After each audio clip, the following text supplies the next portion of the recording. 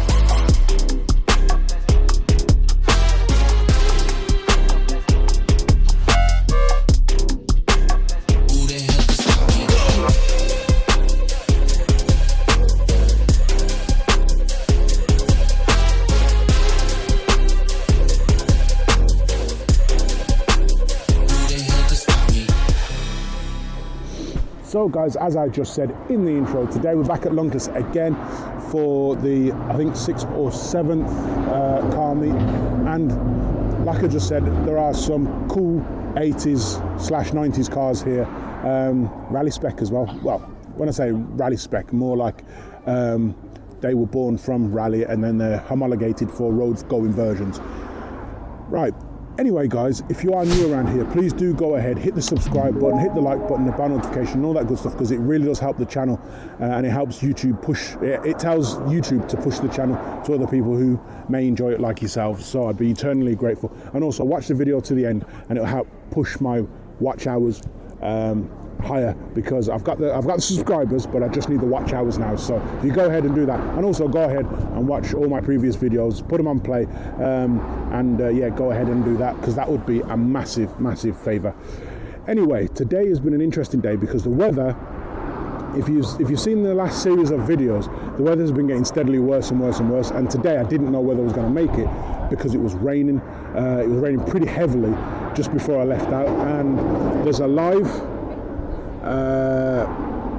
that I did today, a live stream that I did today. I can't remember the title that I said, but look for it today. Today's title, oh, I haven't even got my watch on. Today's date is the 5th of June. Have a look for that live and you'll see just what I mean about how the rain just came out of nowhere on the way here. So I'm actually glad that quite a lot of people have actually turned up. So without further ado, let's go ahead and see some more cars. Right, let's do it. So the first cars we're going to start off with is dual Cozzies, Sierra Cozzy and S-Work Cozzy. Now these were, like I said, at the top of the game, late 90s, late 80s, early 90s. And these were definitely the car of some less scrupulous people, shall we say, and people who wanted to, let's say, get away from the police quite quickly. And I am talking about the, like I said, Sierra RS Cosworth and the Escort RS Cosworth. Now I do believe on Top Gear they did a test where they took us some 150 mile an hour cars around Europe, and they ultimately ended up at the Nürburgring, I think. And Jeremy Clarkson brought one of these, and he was saying just how good it is on fuel because it's a 2-litre turbocharged engine, and pretty much how he was a major fan of it. And this RS Escort Cosworth, I mean, it's absolutely stunning. Now, I do remember back in the day when I was younger, you could get this whale fin, because that's what they used to call it, this massive whale fin here. You could get that on these as well. Obviously this one doesn't have it. I haven't seen one with one in a long time. I may have in a previous video, but Yeah, these are so cool. I love those wheels. I think these top out at about 130 miles an hour. These are easily 155 mile an hour, and I remember a video years ago where a guy tuned one of these and he actually got over 200 mile out of one of these. So yeah, they're highly tunable and are serious bits of kit. 4-wheel drive as well, both of them, and I'm sure they're worth a pretty penny. At Cafe and Machine, The Hill, they have one of these in like a display cabinet. If you haven't seen it, go back on my previous video where I went to Cafe and Machine, and you'll see me walk around. Oh, unhappy dogs. And then next to that is another car of the early to mid 90s, Vauxhall Cavalier Turbo. Now, I don't know if this is it doesn't say, but it could be it does. It's the 4-wheel drive model. I didn't know whether it was or whether it wasn't. I remember at my very first job, the security guard across the road from where we were working, he had one of these, and it was the GSI, the 4.4 2-litre turbo, and it had a massive exhaust on it, a Wasp exhaust, and he took us out for it, and let's just say, yeah, that thing can move. Such a cool car.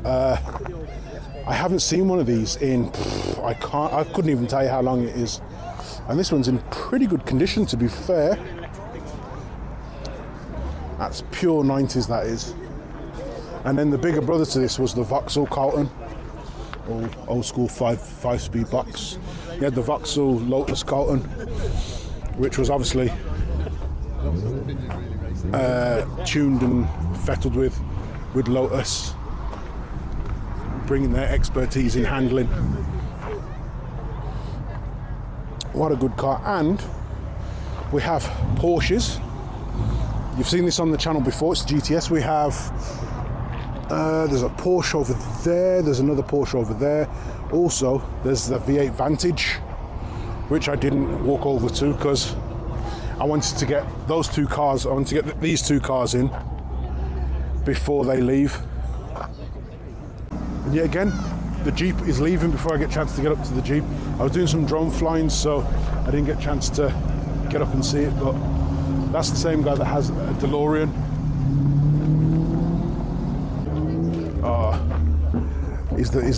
I think this is the V8 Vantage. This has been on my channel before. It's absolutely beautiful car and it sounds amazing. And then there goes Audi RS3. That is a naughty sounding car. You could, when he was coming in, you literally could hear that as it was coming down this side road down here. And I think when he leaves, he's definitely going to open up the taps on it a bit. See, as it did just then. Now that they're doing that building just over there, they had a nice little resonance off that. And there's one of the other Porsches that's just leaving. I think that's a GT. That's the RS. And then there's another Cosworth, but this time it's a GT TVRS Cosworth. I didn't get that on camera either. That's kind of cool. Literally know nothing about that, but it says powered by Cosworth, so I'm assuming TVR teamed up with Cosworth to make that TVRS.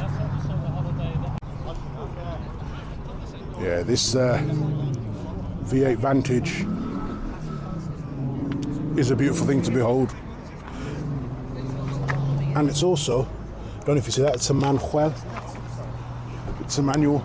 If it was me, it would have to be an automatic. I'm an automatic guy, just because it's a Grand Tourer car rather than a sports car. And if I'm going to be taking that out, I want to be going across Europe, and I want something that sounds amazing as they do, but I don't want to be rolling my own gears, just lazy. And I know as I walk away, he's going to start up and drive off. I absolutely know it. Anyway, we're going to walk over to the McLaren 720S that was here last week, and I want to try and find this plaque that says, nope, that wasn't it, that was the Triumph that just started up. I want to try and find this plaque on it. Oh, and there's the Rover from last week as well. So let's go ahead and see.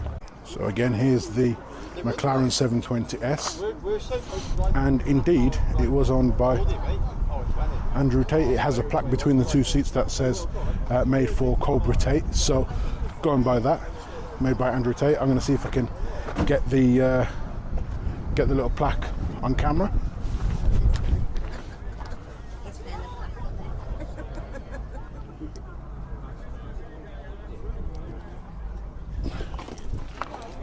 I hope that was visible, but last time I didn't even see that. I just kind of walked around and took in the car because, I mean, look how gorgeous it is. Absolutely carbon everywhere, and who wouldn't? And I've just spotted that the exhaust is gold heat wrapped. Look at that, it's gold heat wrapping just there, just to try and stop heat transference. Beautiful Maserati just rocking out. Levante. And then we have, okay, M2 with a trick exhaust. Definitely have to check this out. I've never seen one with a stacked exhaust like that before. Check that out. Sounds good though. Still not a great fan of the styling, but that's cool, stacked exhaust. I wonder if that's like an optional extra or something. Now you know I'm going to have to wait until he goes on the main road and see just how much noise he makes. There he goes, M2.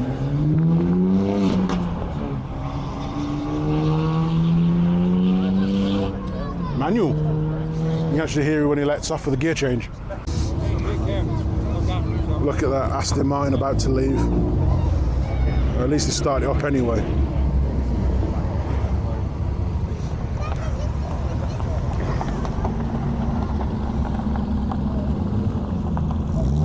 And now the two supercars are about to leave. The 488 Spider. Ooh, and the 720S. Oh,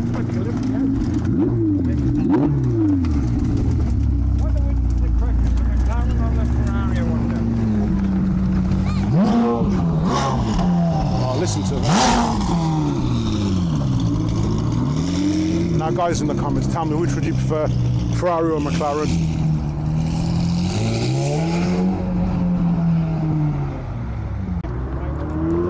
There goes the Ferrari.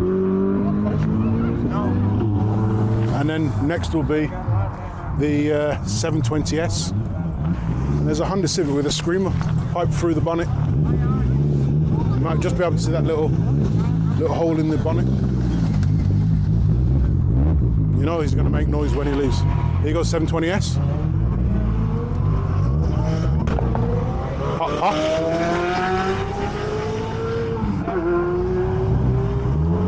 Nice.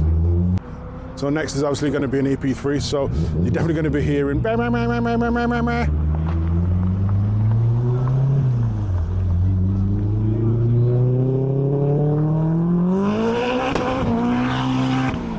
See, what did I say? What did I say?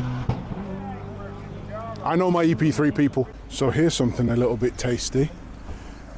SLK. Now, I think this is the AMG 55 model, and if it is, it's a special thing because they crammed a massive V8 into this little bad boy.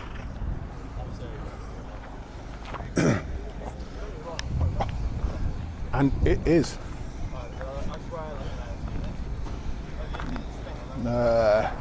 stats on this car, 500 and odd brake horsepower. I think it was about 550 at the time, something like that.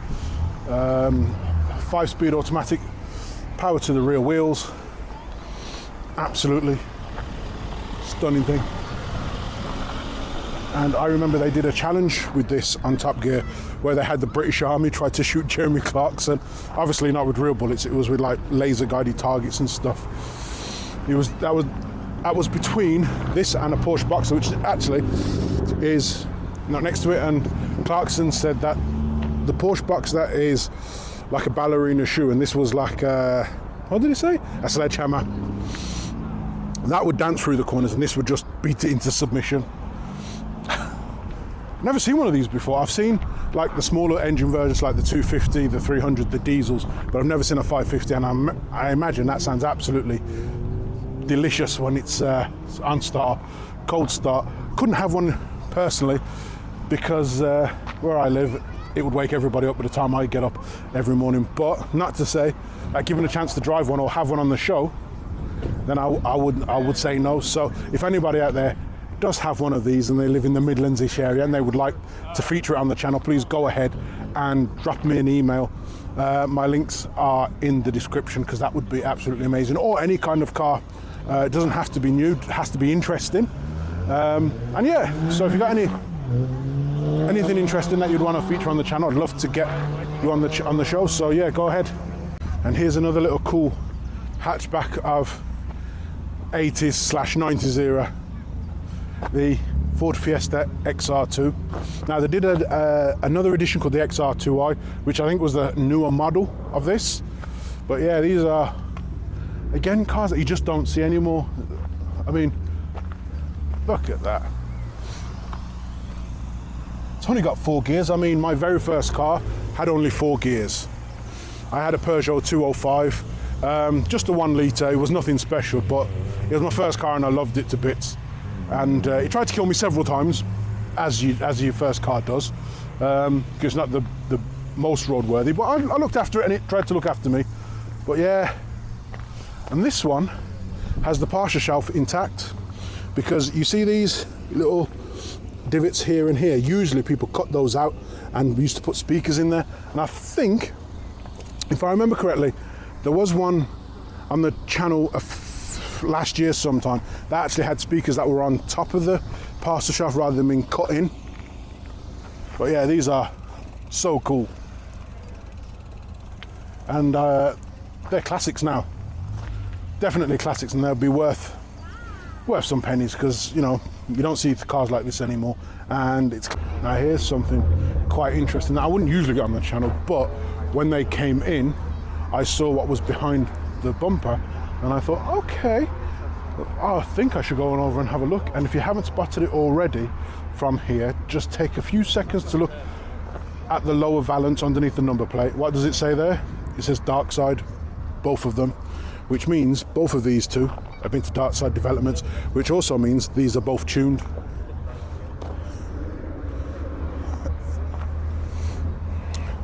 Now, are they the VR6 model? I haven't seen the back yet.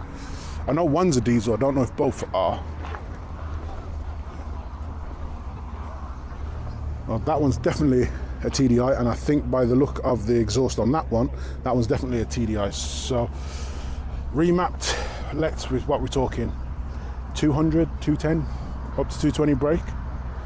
Intercooler, maybe a little bit higher, so could be up to about 250-ish, give or take.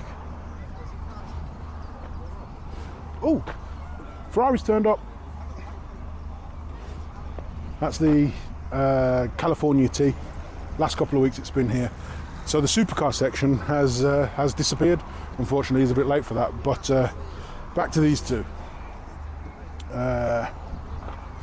So yeah, these have been fettled without. I'll be quite interested to see what they've had done to them. But the owners are not around, so unfortunately, can't have a look. Yep, double diesel. Now when they did come in, I didn't hear turbo whistle, so I don't think they've upgraded the turbo to, you know, a big snail. But definitely, oh, there we go. We've been sooted. And there goes the dark side diesels. That's what I'm going to call them, the dark side diesels. Something that was loud. Just as I pressed stop recording, there was a massive pop and bang out of one of those cars that just rolled out. And here's a car that you don't see anymore, and they were absolutely everywhere in the mid-2000s. Now this is a Renault Megane 225, and they were in the hot hatch fight back in the day. So you had your STs, your VXRs, your GTIs, your Cupras, and this was in that race. It was a 2-litre turbocharged engine, 225 brake, and at that time Renault had an F1 team, and they used some of their their F1 know-how trickled down into this car for handling purposes and stuff like that. These were cool cars, and they were absolutely everywhere. And I remember the advert for this. It was a lot of people shaking their derrieres because it was a departure from the previous generation, and it had this big old derriere. So it was like a van at the back, and then it had a massive ass.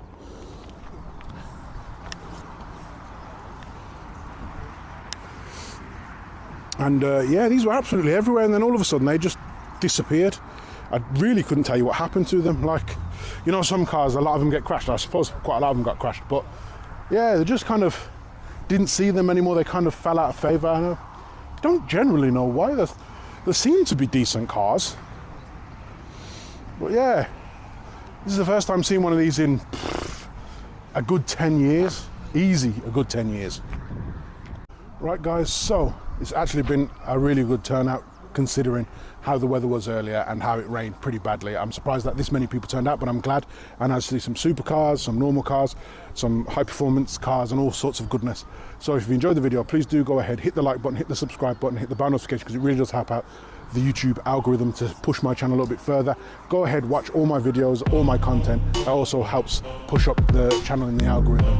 And also, if you've liked this video, YouTube will recommend this video here for you to go ahead and watch that. So until next time, take care, stay safe, and I'll see you in a bit. Peace.